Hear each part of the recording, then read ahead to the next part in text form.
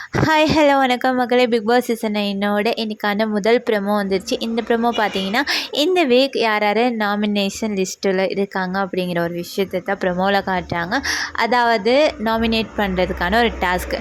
அதாவது ஒரு 3 கலர்ஸை வச்சுட்டு அதில் யார் ஓப்பன் நாமினேஷன் தான் நடக்குது, யார் இந்த வீட்டில் விட்டு போகணும், அதுக்கான ரீசன் என்ன அப்படிங்கிற ஒரு ரீசனே சொல்லி நாமினேட் பண்ண சொல்கிறாங்க. அதில் வந்து கம்ருதீன், கனி, சாண்ட்ரா, திவ்யா, அப்புறம் அரோரா வந்திருக்காங்கன்னு நினைக்கிறேன்.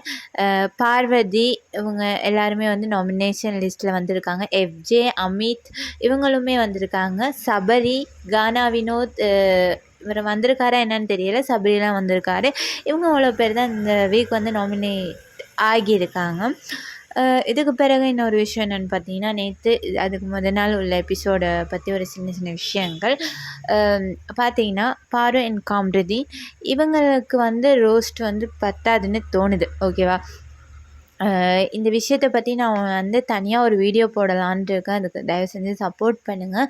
அதுக்கு பிறகு எஃப்ஜே, விக்ரம் இவங்க 2 பேரையும் வந்து ரோஸ்ட் பண்ணியிருந்தார். அதுக்கு வந்து அரோரா வந்து இப்போ வந்து நல்லாவே கேமுக்கு வந்து நிறைய விஷயங்களை வந்து நல்ல பாயிண்ட்டாக எடுத்து வைக்கிறாங்க. அதுக்கு வந்து விஜய் சேதுபதி வந்து பாராட்டினது ரொம்ப நல்ல ஒரு விஷயமா இருக்குது. அப்புறம் திவ்யாவுக்கு வந்து ஒரு நியாயம் கிடைச்சது, அதுவும் வந்து பாராட்டத்தக்க ஒரு விஷயந்தான்.